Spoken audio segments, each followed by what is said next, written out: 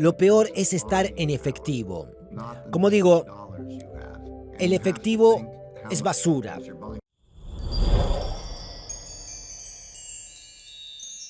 En estos momentos, Estados Unidos está imponiendo sanciones. Las sanciones son una forma de guerra económica y tiene una gran implicación para el dólar.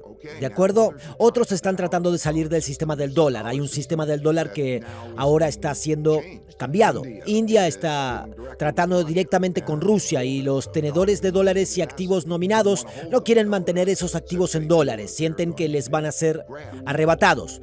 Lo que está sucediendo ahora ha sucedido muchas veces antes y aprendí esto en mi pasado porque en 1971 yo estaba trabajando en la bolsa de Nueva York y el presidente Nixon llegó y dijo: no vamos a darles el oro que respalda el dólar. Y tuvimos una devaluación.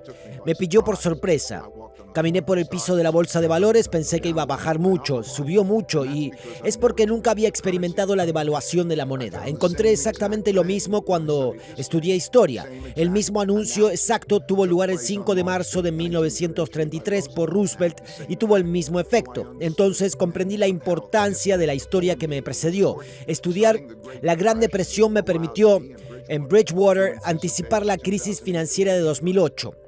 Lo que está sucediendo ahora es muy relevante. El pasado es una guía para lo que está ocurriendo ahora, ya que nos acercamos a un desafío del orden mundial. En otras palabras, una gran potencia está desafiando a otra y hay una mayor probabilidad de que se produzca algún tipo de guerra. Hay 5 tipos de guerras: guerra comercial, guerra tecnológica, guerra de influencia geopolítica, guerra de capitales, en la que estamos inmersos, y luego está la guerra militar. Esas cosas llevan a los países a ser autosuficientes e independientes y como resultado la globalización disminuye y el nacionalismo aumenta. Eso no es el mercado de valores. El mercado de valores, mediante su libro, te lleva a través de los mercados de valores durante los periodos de guerra. Lo único que importa para las acciones son los flujos de efectivo y a medida que te adentras en el conflicto, esa es una historia diferente. Empiezas a ver, a medida que avanza, que los que se ven afectados por los acontecimientos individuales tienen un efecto, por ejemplo, las acciones tecnológicas. Pero de todas maneras, en respuesta a la pregunta ¿cómo afecta al mercado? Afecta el valor del dinero, fundamentalmente. Lo que estamos viendo ahora es que el valor del dinero, cuando tienes déficits muy grandes, tienes que gastar mucho en programas sociales, tienes que gastar mucho en defensa, tienes que gastar mucho en programas medioambientales, etc. Cuando gastas mucho más dinero del que ganas, entonces tienes que imprimir dinero para compensar esa diferencia, para hacer las compras, y entonces eso devalúa el dinero. Y así es como los ejemplos que te puse de las 2 devaluaciones monetarias que tuvimos anteriormente. 1971 condujo al periodo inflacionario de la década de 1970. Y así tienes el mercado de valores. Sí, el mercado de valores sube y otras cosas, pero el dinero en efectivo es basura. Entonces la gente comienza a aprender que los bonos que están sosteniendo tienen rendimientos negativos y comienza a cambiar el valor del dinero, el valor de los dólares, y así a medida que el dinero se va a otros activos se produce más inflación y se empieza a entrar en un cierto tipo de entorno. El entorno en el que nos encontramos está empezando a ser muy parecido al de la década de 1970.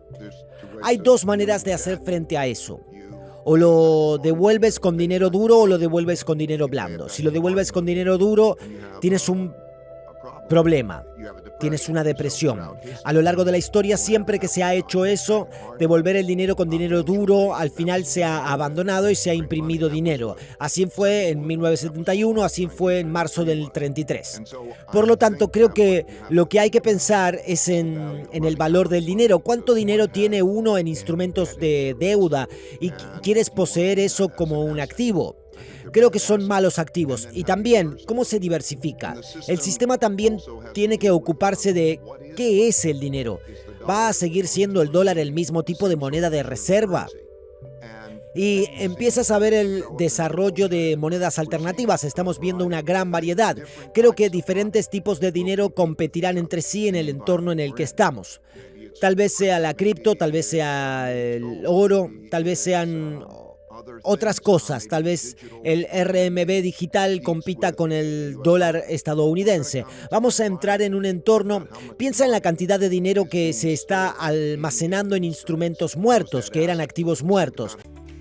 ¿Cansado de guionistas caros y de pésima calidad para tu canal de YouTube? Autoscripter.ai es la solución definitiva.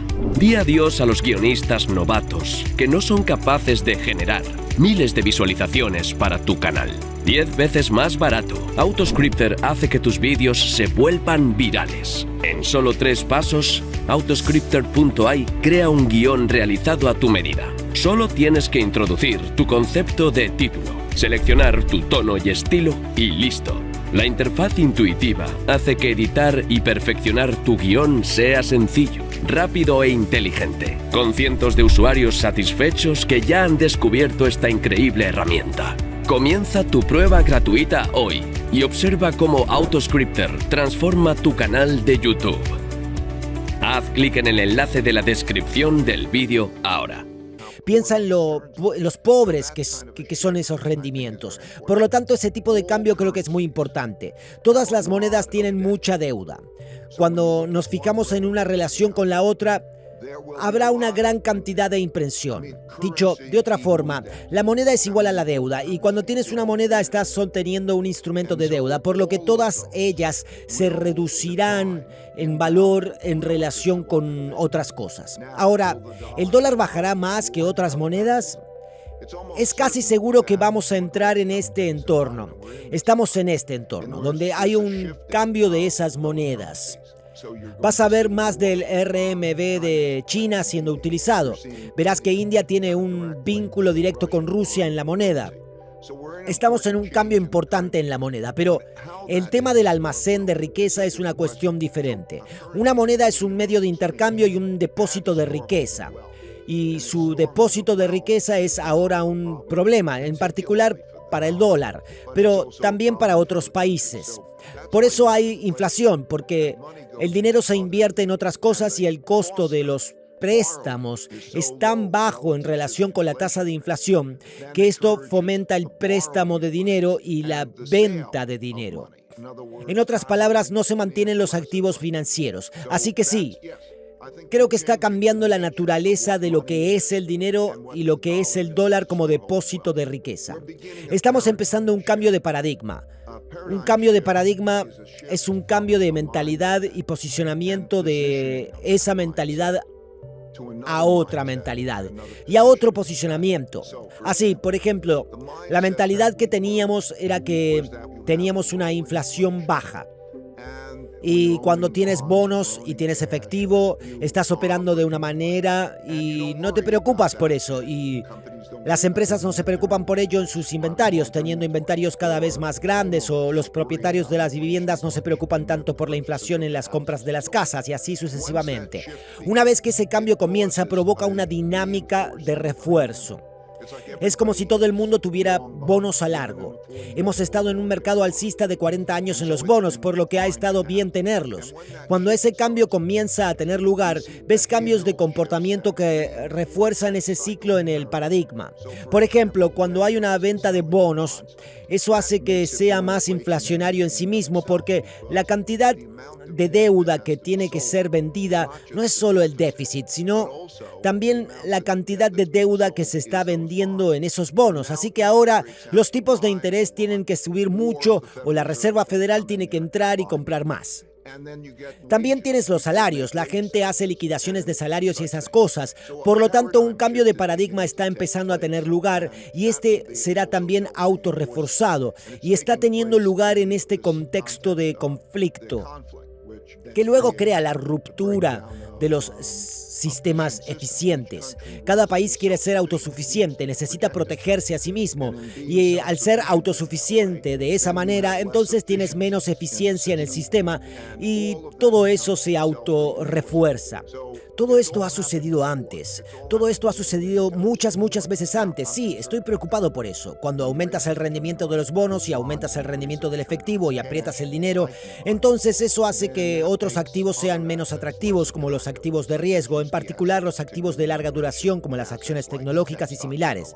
Por lo tanto, se produce esa compresión, sí, pero eso sigue siendo solo al 2% o un poco más del 2%, con una tasa de inflación que es considerablemente más alta que eso. Tenemos una tasa de inflación del 7% y probablemente nos conformaremos, será del 5% o algo así. Todavía estás perdiendo ese dinero por la inflación, la gente lo está. Lo que tienes es suficiente endurecimiento por parte de la Reserva Federal para hacer frente a la inflación adecuadamente, lo que es demasiado ajuste para los mercados y la economía. Por lo tanto, la Fed va a estar en una posición bastante difícil de aquí a un año, y ya que la inflación seguirá siendo alta y comenzará a pellizcar tanto a los mercados como a la economía. Este es el problema. Si se pide prestado más dinero del que se presta y se tiene mucha deuda o se va a devolver en dinero duro o en dinero blando, lo que crea una disyuntiva muy difícil. ¿Qué se puede hacer? ¿Gastas menos dinero? La compensación será cada vez más difícil. Eso es lo que provoca un entorno de estanflación, porque intentan navegar entre esos dos indeseables. En otras palabras, quieren contener la inflación, pero un tipo de interés lo suficientemente alto para contrarrestar la inflación provoca un entorno económico excesivo. Entonces, ¿qué pueden hacer? Ya están en una posición debido a esa dinámica. Gastan más de lo que ganan. Crean mucha más deuda y mucha otra deuda. Ya sabes, las deudas de un hombre son los activos de otro. El poseedor de esos activos está perdiendo dinero. Imagínate tener un bono. Mira cuánto dinero hay en fondos de bonos en efectivo, ¿de acuerdo? No solo en efectivo no obtienes ningún rendimiento para compensar el tipo de interés. En tu fondo de bonos obtienes rendimientos negativos. ¿Cómo se siente eso? ¿Vas a seguir manteniendo esos bonos y ese fondo de bonos? Es una dinámica con la que tienen que lidiar y que realmente está más allá de su capacidad para hacerlo. No pueden cambiar esos fundamentos. Creo que muy probablemente lo que vamos a tener es un periodo de estanflación. Y entonces tienes que entender cómo construir una cartera que esté equilibrada para este tipo de entorno. Por lo tanto, cada inversión es un intercambio de un pago a un tanto alzado por un flujo de caja futuro. Y así, el costo del dinero es una consideración relativa al rendimiento del dinero. Cuando nos fijamos en ese rendimiento, cuando decimos puedo mantener dinero en efectivo o puedo mantener un bono, eso cambia la inclinación a mantener dinero en efectivo. Pero también uno tiene que mirar el rendimiento de la renta variable. En otras palabras, uno calcula el valor actual de los flujos de caja futuros. Se estima cuáles van a ser esos beneficios en el futuro y cuál es su valor actual. Las acciones tienen ahora rendimientos esperados que no son mucho más que los bonos, que no serían mucho más que el efectivo. A medida que esto sucede, ¿por qué debería tener acciones a largo plazo y asumir la volatilidad de las acciones? Ese cambio en la curva, en otras palabras, la relación entre el efectivo, los bonos, y luego la relación entre los bonos y la renta variable, y la relación para las empresas entre los tipos a los que piden prestado y los tipos a los que pueden ganar dinero, tiene un efecto dominante en la economía y el mercado. Es importante echar un vistazo a esa relación, a esa estructura de la curva de rendimiento de esa manera, pero hay que ir más allá e incluir los rendimientos de otros activos. ¿Qué puedes hacer para generar rendimientos en relación con el costo del dinero, el atractivo relativo de esos instrumentos? Tienes que tener una economía en la que la gente crea que tienes un sistema justo. Y tienes que tener productividad. Yo diría que lo más importante es la redistribución de oportunidades para que la gente sea productiva y para eliminar el conflicto interno o reducirlo, que puede ser tan perturbador. Cuando hay grandes diferencias de riqueza y al mismo tiempo problemas económicos, hay mucho conflicto interno. Ese conflicto interno es malo económicamente y es malo socialmente, pero no es solo la brecha de riqueza, es el nivel de productividad lo que resulta, y sin duda va a ser una cuestión política. Cuando hablamos de mercados y de economía y de todas estas cosas, tenemos que darnos cuenta, por ejemplo, de que los conflictos internos tendrán un gran efecto. El orden mundial se hizo en 1945, al final de una guerra, y una guerra civil puede iniciar un nuevo orden dentro de un país. La guerra civil china inició su nuevo orden en 1949 y eso es como un nuevo comienzo. Siempre salen de guerra. Si una guerra es una lucha por cómo funciona el sistema. Por lo tanto, vamos a empezar por ahí. Después de la lucha de cómo funciona el sistema, es un gran nivelador. Se deshace de muchas de las deudas y comienza de nuevo. Y entonces hay un nuevo poder. En los Estados Unidos, el nuevo orden mundial era un orden mundial americano, porque los Estados Unidos ganaron la Segunda Guerra Mundial. Tenía el 80% del oro del mundo, el oro era dinero, tenía el poder militar dominante, tenía armas nucleares. Y debido a eso, comenzamos el orden mundial norteamericano. Se reparten el mundo. Aquí están las fronteras, este grupo se queda con esta parte y así sucesivamente. Y entonces empiezan. Por cierto, esto ha sucedido repetidamente a lo largo de la historia. Empiezan con esas nuevas reglas del juego y se entra en un periodo de paz y prosperidad. Hay paz porque nadie quiere luchar contra la potencia dominante. El poder dominante ganó y hay un cambio en la psicología realmente con el que estás tratando, porque a menudo estas cosas ocurren. Tardan una generación o más en ocurrir, toda una vida. Y la gente que entra en la guerra lo hace con valentía, pero todos los que entran en la guerra y luego la sufren desearían no haberla sufrido nunca porque es terrible. Pero salen de la guerra, quieren paz, productividad y demás, y es un gran nivelador, menos diferencias de riqueza, etc., y trabajan bien juntos y construyen un periodo de paz y prosperidad. Es un largo periodo de paz y prosperidad, pero durante esa paz y prosperidad cada vez hay más prosperidad y apuestan cada vez más por esa prosperidad y la gente se endeuda más. Por lo tanto, los niveles de deuda aumentan y naturalmente a medida que llega la prosperidad lo hace de manera desigual. Y algunos se enriquecen más que otros, por lo que aumentan las diferencias de riqueza y luego esas diferencias de riqueza crean cada vez más diferencias de oportunidades, porque los ricos tienen más recursos para educar a sus hijos y darles los beneficios. Eso sucede a lo largo de un periodo de tiempo, mientras la economía se endeuda más. Y por supuesto, a medida que pasa el tiempo, otros países también se levantan. Los que quizá incluso perdieron la guerra, como Alemania y Japón, se reconstruyen y se convierten en competidores. Lo que era un poder único por haber ganado la guerra se vuelve menos único a medida que hay más competencia. Entonces llega una nueva generación de personas con una mentalidad diferente. Se acostumbran a esos beneficios, etcétera, y son, digamos, menos cautelosos en su comportamiento financiero, etc. El ingrediente clásico también es que el país que gana la guerra también tiene la moneda de reserva mundial, porque de acuerdo, se necesita una moneda para realizar transacciones internacionales. Es como un idioma, se necesita un idioma para realizar transacciones internacionales. El ganador de la guerra obtiene la moneda de reserva mundial porque todo el mundo piensa que es la más estable y también quieren ahorrar en ella. Por lo tanto, creo que hay tres grandes fuerzas que hay que vigilar y cuando las ves en su ciclo, entonces está claro. Primero, ¿estás ganando más de lo que estás gastando? Quiero que lo mires como país, porque el país no es más que el conjunto de las personas. Y así, cuando miras estas tres fuerzas, quiero asegurarme de que están claras, que podrías alinearlas y ver dónde están. ¿Está el país ganando más de lo que gasta y creando ahorros? ¿O está gastando más de lo que gana y creando deuda? Porque las deudas de un hombre son los activos de otro. Y cuando alguien tiene esos activos y están produciendo mucho más de ese dinero y deuda, el dinero baja de valor a medida que lo producen para producir ese poder adquisitivo. Y entonces eso hace que la gente obtenga malos rendimientos. Se produce una mayor cantidad de inflación y luego la gente sale del efectivo y de los bonos y eso produce el aumento de las tasas de interés, mientras hay un aumento de la inflación y eso produce esta inflación. Quiero que entiendan la mecánica porque está sucediendo ahora, lo pueden ver.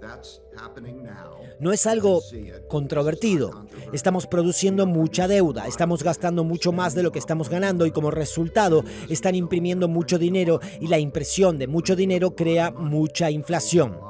Con esa inflación, ya sabes, el dinero en efectivo es basura, no quieres tener efectivo y sales de eso. Y eso causa que las tasas suban, y ese es uno de esos tres factores. Por lo tanto, se puede ver qué está sucediendo. La segunda fuerza es la fuerza de conflicto interno, como somos entre nosotros.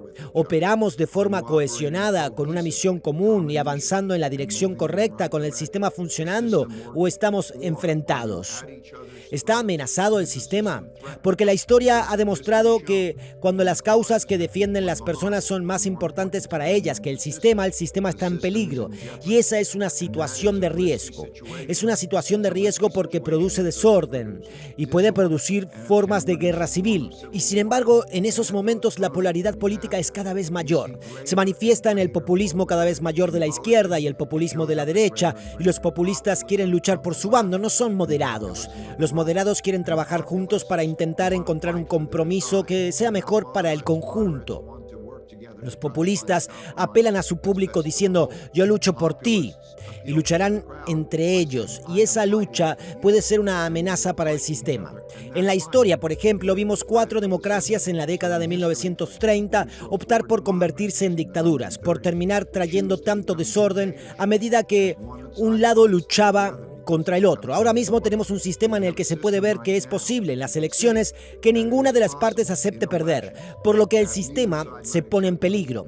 Ves que los moderados abandonan el sistema. No se puede ser moderado, hay que elegir un bando y luchar. Esto se vio en la Revolución Francesa. Al principio hubo moderados que reconocieron que había problemas y querían trabajar juntos. Los moderados fueron guillotinados. Comenzó la polaridad. Lo mismo ocurrió en la Revolución Rusa, lo mismo ocurrió en la Revolución China, en la Revolución Cubana, etc. La polaridad se hace más y más grande a medida que hay una mayor intensidad para luchar. Y esa es la pieza interna. Esa es la segunda fuerza. La tercera fuerza es el surgimiento de una gran potencia, de la fuerza geopolítica que está sucediendo, que estamos viendo hoy con China y Rusia y demás, y cómo eso está cambiando. Porque cuando el poder de un país disminuye, cuando nos debilitamos financieramente o en la forma en la que nos relacionamos y así sucesivamente, hay mayores vulnerabilidades. Y siempre existe el poder competitivo que aprende a hacerse más fuerte. Siempre hay competencia. Está lo establecido y luego está la nueva competencia. Y a medida que se hacen más fuertes en todos los sentidos, militar y comercialmente. Y así sucesivamente. Esa es la dinámica que estamos viendo. Los acontecimientos ocurridos en Ucrania están acelerando todo este desarrollo a nivel internacional. Es la misma dinámica. Hay 2 bandos y habrá países neutrales. Al igual que en la guerra, estaban los aliados y las potencias del eje. Y luego estaban los países neutrales. Esa parte se está desarrollando. La parte del conflicto estadounidense probablemente progrese un poco más rápido. En cuanto al orden mundial, los acontecimientos en Ucrania quizá debería ponerlos en perspectiva. Existe una relación muy estrecha, un objetivo común entre rusos y chinos. Por tanto, hay una competición en el mundo y hay una potencia mundial dominante que se percibe como excesivamente controladora. Hay 5 tipos de guerras: guerra comercial, guerra tecnológica, guerra de influencia geopolítica, guerra de capitales y luego hay una guerra de disparos militares. Estamos en las 4 primeras guerras en esta competición con China. Estamos en una especie de guerra de disparos con Rusia y Ucrania. Estamos proporcionando armas y por eso están disparando y por eso hay una guerra militar en marcha y estamos en ella a nuestra manera. Estamos en esos puntos concretos.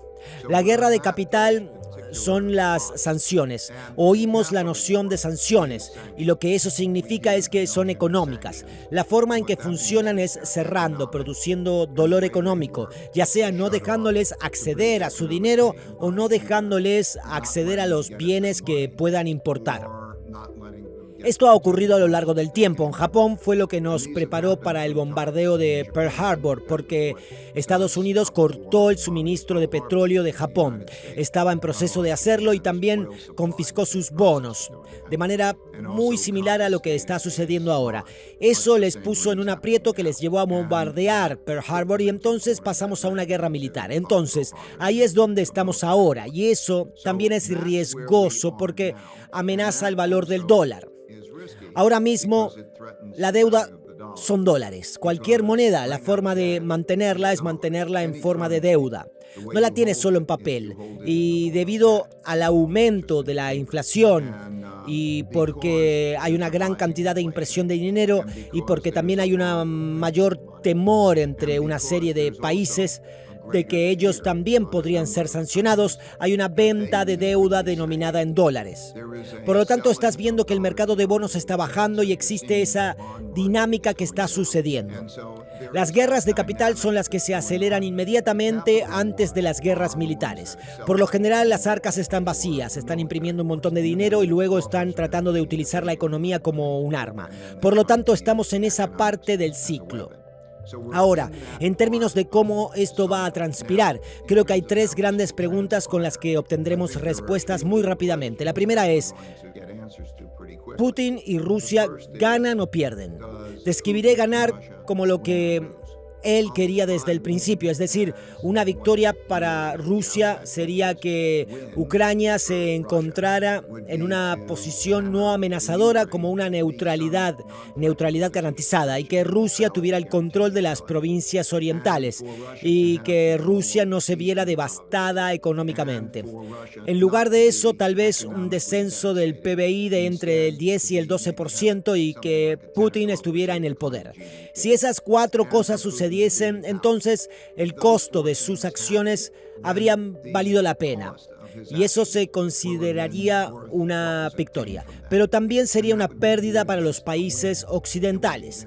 El mundo se fija en el poder de las sanciones estadounidenses porque las sanciones estadounidenses son el mayor poder que tiene Estados Unidos porque controla la moneda de reserva del mundo. Ese es el mayor activo, pero al convertir el dólar en un arma, está haciendo que algunos se den la vuelta y no quieran tener dólares porque les preocupa que se los vayan a confiscar. Por lo tanto, veremos si ese poder de sanciones del dólar es tan poderoso como se espera que sea. Si no es muy poderoso, eso va a ser un problema. Mientras Rusia está lanzando militares, nosotros estamos lanzando sanciones. Y estas sanciones no cuestan vidas, no es una guerra militar. Por lo tanto, estamos luchando con sanciones y ellos están luchando con militares. Si no tuvieras eso, ¿cómo lucharías en esta guerra? Sería una situación mucho más difícil. Y la tercera cosa que estamos viendo es cómo el mundo se está alineando. Típicamente, en las guerras hay potencias del eje y potencias aliadas. Y puedes ver por las acciones tomadas quién se alinea dónde. ¿Quién votó a favor de que en las Naciones Unidas? ¿Quién permite que normas? ¿Quién comercia con la otra parte? De hecho, Rusia ha publicado una lista de países amigos y adversarios. Eso está dejando claro cómo se están alineando los bandos. Así que estás viendo a esos bandos alinearse y todos los bandos se están preparando para la guerra. La psicología debería cambiar y está en proceso de hacerlo para darse cuenta de que hay que pensar en términos de poder adquisitivo, no del número de dólares que se tienen. Lo peor es estar en efectivo. Como digo, el efectivo es basura y estar fuera de los bonos. Lo siguiente es tener una cartera diversificada de activos con un sesgo hacia los activos protegidos contra la inflación. Y me gustaría diversificar entre lugares, países, en términos de la inversión, sobre la base de los criterios que acabo de mencionar. La próxima bandera roja que se levantará será cuando la Reserva Federal y otros bancos centrales entren y compren de nuevo. Y entonces el siguiente punto demasiado arriesgado será cuando tengamos la próxima recesión económica. Lo que hemos hecho, mi generación, por desgracia, es permitir que la deuda se acumule, permitir que la infraestructura se deteriore y en su lugar ha pedido prestado para ir hacia adelante. Y así si pensamos en lo que va a costar esta reestructuración y renovación de la deuda y si pensamos en que eso no se mide en dinero, en realidad el dinero solo produce productividad, por lo tanto el trabajo y como vamos a tener que ser para ser efectivos, tiene que superar ese déficit para esta renovación gigante. Aún no lo hemos hecho, pero es muy simple. Hay deudores y hay acreedores, y el sistema tiene que funcionar bien para ambos. El préstamo de un hombre tiene que ser recompensado para compensarle por hacer ese préstamo, y así así tienes un proceso. Si acumulas deuda, estás acumulando la necesidad de devolverla en términos reales. Tienes que devolver el principal y tienes que devolver los intereses en términos reales. De lo contrario, nadie querría prestar en el sistema ya que no funcionaría. Y las dos opciones que tienes son devolver el dinero en dinero duro, en otras palabras, en dinero de valor comparable, o imprimir dinero y devolverlo en dinero deflactado. Y así, lo que ha sucedido durante un periodo de tiempo a lo largo de la historia. Estos ciclos, por cierto, se remontan a los años de júbilo del Antiguo Testamento y siempre sucede el mismo ciclo. Y hay una tendencia a que la deuda aumente en relación con los ingresos que se necesitan para pagar esa deuda. Y así se ve en diferentes sociedades. En nuestra sociedad tenemos altos costos del servicio de la deuda que luego aumentarán a medida que tengamos grandes déficits y grandes cantidades de dinero que devolver. Y si ese equilibrio no se consigue bien, de modo que el acreedor no reciba una cantidad adecuada de compensación, venderá esa deuda y no la mantendrá. Y así, no es solo la cantidad de nueva deuda que se crea, es también la cantidad de deuda pendiente que podría ser vendida y por lo tanto crear un enorme desequilibrio entre la cantidad a vender y la cantidad a comprar. En la historia todo se repite de la misma manera. Cuando llega ese momento en el que tienen que hacer esa venta y los bancos centrales entran y piensan que están ahorrando algo porque están imprimiendo el dinero con el fin de pagar la deuda, como se ha hecho, monetización como lo llamamos, eso crea una mala compensación y devalúa el dinero. Esa es la mecánica, así que no hay vuelta de hoja. ¿No sería maravilloso que fuera así, que eso no importara y pudieras seguir pidiendo prestado? Pero piénsalo, estás pidiendo prestado a un apoderado para comprar cosas y hay que devolverlo. Lo que ocurre en Japón es lo peor. Lo que Japón ha hecho es, al imprimir mucho dinero, hacer que su moneda baje. Y así ese descenso de la moneda es la forma en la que se aprecia. Si tienes un tenedor de bonos en Japón, ha perdido alrededor del 80% de su valor en poder adquisitivo. Y eso se convierte en la dinámica. Es el mismo tipo de dinámica. Creo que la siguiente cosa que vas a ver en los Estados Unidos es una compensación del consumo. A nivel del gobierno federal, como los pagos del servicio de la deuda están aumentando y las deudas están aumentando en ellos, vas a ver esta comprensión. Hay muy poco espacio entre los derechos que son pagos fijos y los ingresos reales que están entrando. Vas a empezar a ver esta compresión. El verdadero problema será si empiezas a ver la venta de esos bonos. Cuando ocurrirá exactamente, no puedo decírtelo. La próxima bandera roja que se levantará será cuando el gobierno, cuando la Reserva Federal y otros bancos centrales entren y compren de nuevo. Y entonces el siguiente punto demasiado arriesgado será cuando tengamos la próxima recesión económica. Creo que probablemente será dentro de los próximos 4 años. El ciclo económico dura unos 7 años en promedio, más o menos 3 años. No puedo decir exactamente cuándo será, pero yo diría que será probablemente dentro de los próximos 5 años o algo por el estilo. Creo que una combinación de oro y bonos indexados a la inflación sería buena. Creo que el oro también tiene la ventaja de estar descorrelacionado o, en general, correlacionado casi negativamente con otros activos, por lo que es un diversificador eficaz.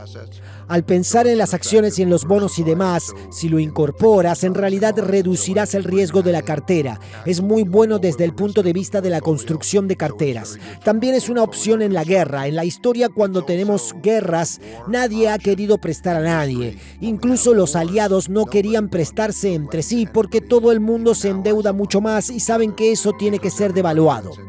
Y la pregunta es, ¿cuál es la moneda común? Creo que el mundo está apalancando en activos largos. Eso significa que, en general, la mayoría de los activos están apalancados. Creo que cuando imprimen dinero será de apoyo para algunos de esos activos, como siempre hace, pero yo esperaría un ambiente que sería más como en la década de 1970 o la década de 1930, en la cual, en términos reales, a la renta variable le va mal en relación con, digamos, los activos duros. Si pensamos en lo que es un dinero alternativo, el oro es la tercera moneda de reserva. Los bancos centrales lo están comprando ahora. Creo que también en las carteras institucionales y en las carteras individuales están infraponderados los activos protegidos contra la inflación. Por lo que yo diría que, ya sabes, creo mucho en la diversificación, por lo que diría que diversificaría más. Pero si tuviera que decir en qué, sería no solo en oro, sino en oro en combinación con algunos de los bonos indexados a la inflación. Porque el oro y los bonos indexados a la inflación solo están correlacionados en un 16%, por lo que se equilibran bien, y ambos son a largo plazo activos relativamente buenos para mantener en el tipo de entorno que creo que es más probable. Y no puedo evitar preocuparme por un diversificador eficaz. Por cierto, yo diría que la gente se fanatiza con Bitcoin y se fanatiza con el oro. Y creo que tienen que pensar de manera más amplia cuando están pensando sobre cuál es la forma del dinero sin deuda. La cuestión de Bitcoin es, creo que no vas a conseguir privacidad en Bitcoin. Los gobiernos lo perseguirán y así sucesivamente. Pueden fiscalizarlo y controlar cómo funciona. Si un dinero alternativo de cualquier forma es amenazante para el sistema, pueden cerrarlo. Pueden operar de esa manera. Y el comportamiento de Bitcoin, en términos de sus determinantes en el comportamiento pasado de Bitcoin, no me deja claro cómo se comporta en relación con algunos de estos determinantes. Bitcoin es también, solo para ponerlo en perspectiva, un mercado relativamente pequeño en términos de, ya sabes, es como una fracción de, no lo sé, una quinta parte del tamaño de Microsoft o algo así. Una acción, y hay muchas acciones. Por todas estas razones yo no guardaría mucho dinero en ello. Tengo una posición muy pequeña en Bitcoin, pero yo, por esas razones, diría que los bancos centrales por sí mismos no van a adoptar Bitcoin. Los bancos centrales van a adoptar, ya sabes, hay un dicho, el oro es el único activo que puedes tener que no depende de que alguien más te haga pagos. Por lo tanto, yo favorecería el oro sobre Bitcoin por esas razones, pero ya sabes, cada uno a lo suyo. Aún así, asegúrate de que estás diversificado, porque si el tipo de entorno del que estamos hablando llega a ocurrir, es mejor que seas capaz de convertirlo en poder de compra duro donde quieras y probablemente que sea bastante privado. Creo que es una locura y creo que eso es... He estado en los mercados durante 60 años y he pasado a través de muchos ciclos y sé que las maravillosas tecnologías, las tecnologías que cambian al mundo a lo largo de la historia y puedo volver a la máquina de vapor y hacer todo el camino de vuelta, todas ellas tienen un ciclo. Y tampoco sabes quiénes terminarán siendo los ganadores en ese ciclo y hay enormes cantidades de riesgo en la dinámica de operar de esa manera. Si quieres mantener el dinero como un almacén de riqueza, el santo grial de la inversión es encontrar de 10 a 15 buenos no correlacionados flujos de retorno. Porque si encuentras un número de flujos de retorno, un número de inversiones que sean buenas y no estén correlacionadas, tendrás el retorno promedio de ellas.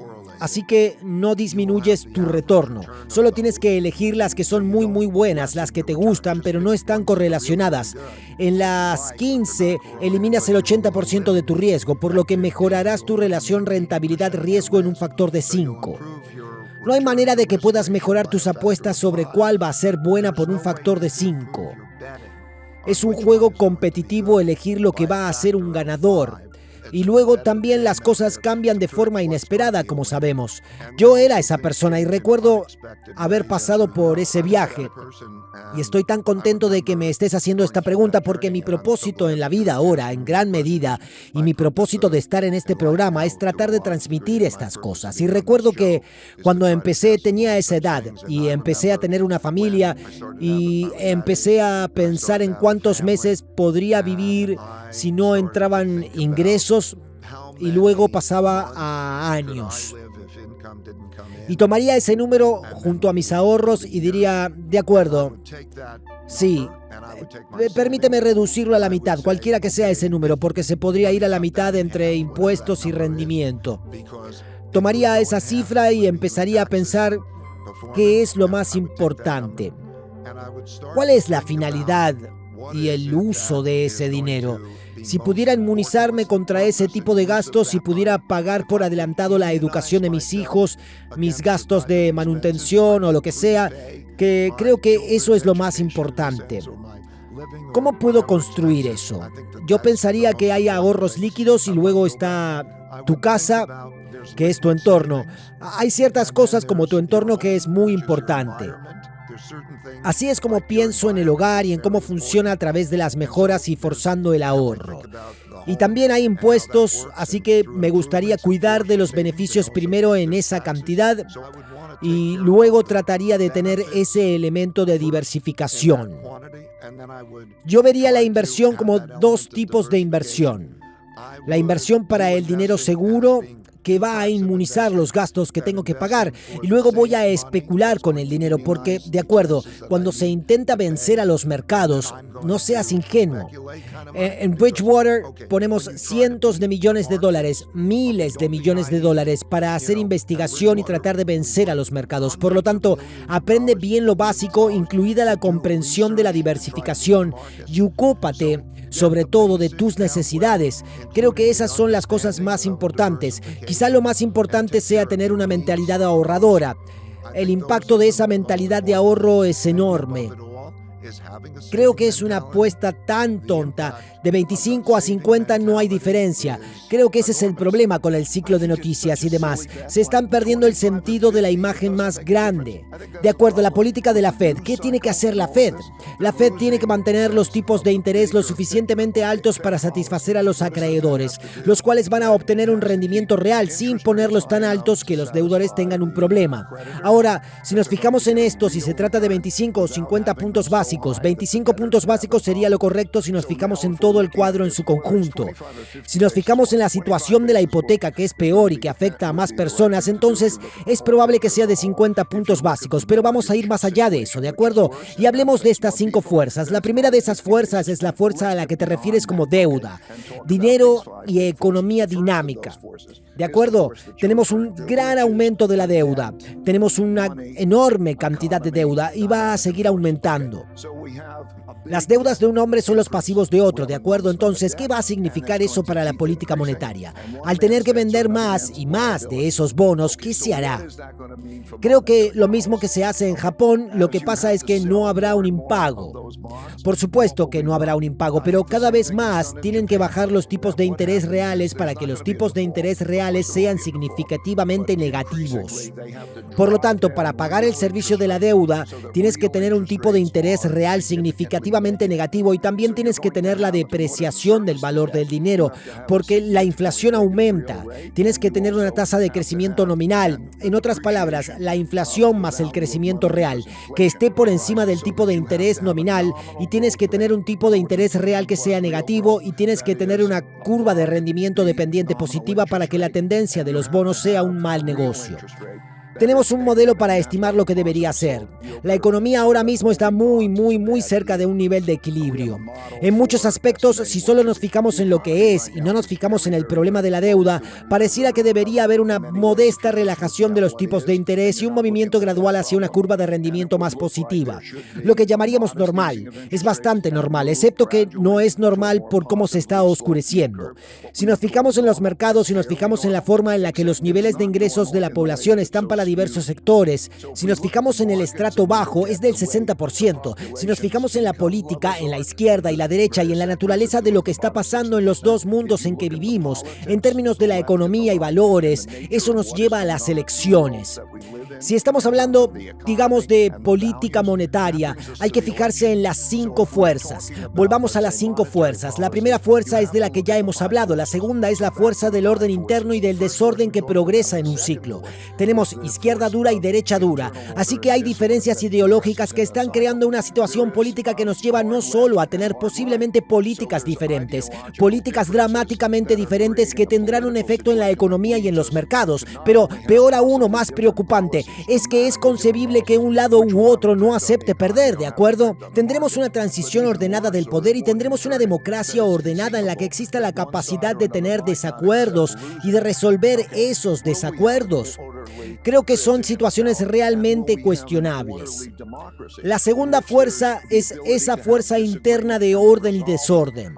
La tercera fuerza es el conflicto de las grandes potencias. En otras palabras, a lo largo de la historia hay un momento en el que la potencia emergente desafía a la potencia existente y hay un asunto de orden mundial en marcha. Ese asunto de orden mundial en marcha tiene que ver con China, Estados Unidos, etc. Y por supuesto se vuelve aún más importante que la economía porque se considera seguridad nacional. La cuarta influencia son los actos de la naturaleza. Sequías, inundaciones y pandemias. El clima es una gran influencia. Nos va a costar $8 billones al año, estimados de una forma u otra en una economía mundial que tiene 100 billones. Y la quinta fuerza, por supuesto, es la tecnología, ¿de acuerdo? La invención del hombre de la tecnología. A lo largo de la historia, esas 5 fuerzas han interactuado. Cuando nos fijamos en las cosas, creo que hay unos 25 o 50 puntos básicos. Vayamos más allá, veamos todo el arco de la evolución de estas 5 fuerzas y su interrelación. Como dijo, creo que hay 2 preguntas. La primera es la cuestión de si tendremos una transición ordenada del poder. Eso es bastante sorprendente. ¿Conseguiremos que la democracia funcione como hasta ahora? Eso no se puede asegurar, porque detrás de todo esto hay diferencias irreconciliables, no solo en cuanto a impuestos, riqueza, políticas económicas, etc., sino también en cuanto a valores. Se trata de cómo educar a los hijos en relación con la sexualidad y todas esas cosas. Existen esas diferencias. Creo que esperamos una transición ordenada del poder. No es asombroso que pensemos que podríamos no tenerla. Y luego vamos más allá y entonces decimos, ¿qué pasa con las políticas que se van a tratar? Nadie se va a ocupar de la política de la deuda. Va a acabar monetizándose por el camino. Entonces la cuestión son los temas de fiscalidad. Y esos temas de fiscalidad tendrán un impacto importante en los mercados de capitales. Se compran para rendimientos después de impuestos en general. Es lo importante. Bajar o subir el impuesto de sociedades influye en los precios. Tendremos esos problemas. Hay muchas cuestiones de las que hablar en relación a las elecciones. Creo que cuando vayamos más allá, lo más probable es que vaya a haber diferencias irreconciliables. Y creo que vas a ver más movimiento hacia los estados. Así que habrá un desafío respecto a qué controla el gobierno central y qué controlan los gobiernos estatales. Y se obedece en ese sentido.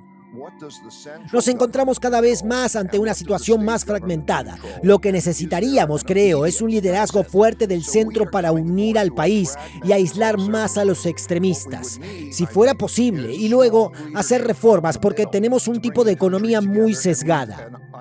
No creo que sea ninguno de los candidatos, ¿de acuerdo? No creo que sea ninguno de los dos. No es ninguno de los candidatos. Creo que el tema de la reforma y un liderazgo fuerte en el centro no lo veo. Creo que hay problemas reales en China ahora y han cambiado realmente en los últimos 4 años. Y es que necesitan una reestructuración. Una gran parte del gasto digamos que el 70% del dinero de los individuos estaba en bienes raíces. Los bienes raíces han bajado, las acciones han bajado, los salarios han bajado y como resultado no gastan. Están preocupados y guardan el dinero en efectivo. Con la deflación, el efectivo es una clase de activos relativamente buena. Así es como se encuentran los hogares y el sector empresarial. Al mismo tiempo, el sector público es un problema porque la mayor parte del gasto público, el 83% del gasto público lo gastan los gobiernos locales. Esos gobiernos locales obtuvieron su dinero mediante la venta de tierras para bienes raíces, ¿de acuerdo? Ahora no hay venta de terrenos y pidieron prestado mucho dinero y a los que les prestaron el dinero no les pagan. Y entonces la pregunta es, ¿cómo vas a conseguir dinero en esos lugares para operar? Es una situación más difícil que la de Japón en 1990. Se necesita una reestructuración para poder hacerlo. Y también está la cuestión de si se respeta la propiedad. También Xi Jinping durante su periodo dijo que es glorioso ser rico. ¿Sigue siendo glorioso ser rico? Tienes un entorno en China que está cambiando y se está convirtiendo en un entorno más difícil. Ahora es el momento de ver si va a haber una reestructuración y una superación. La innovación, sí. Hay una innovación fantástica en términos de tecnología. No hay nada aparte de los Estados Unidos. Europa ciertamente no es un competidor en eso. Sin embargo, está muy dirigida por el gobierno. Puede seguir habiendo espíritu empresarial e inventiva. Quiero ser claro sobre la inversión en China. En todos los países hay ciclos, altibajos, etcétera, y en ningún país se debe invertir tanto dinero que se convierta en una parte dominante de la cartera. En China, entonces sigo invirtiendo en China. La cuestión es el tamaño de la inversión y cómo se estructura esa inversión. Ha sido una buena experiencia para nosotros invertir en China, en gran medida como un lugar con precios muy atractivos que ahora tiene un montón de preguntas con respecto a las cuestiones que acabo de mencionar. En otras palabras, las cuestiones económicas y las cuestiones políticas relativas a los derechos de propiedad y si todavía es glorioso ser rico y cómo va a funcionar. Por lo tanto, hay un pequeño porcentaje de nuestra cartera que está en China y nos quedaremos en China a través de este periodo.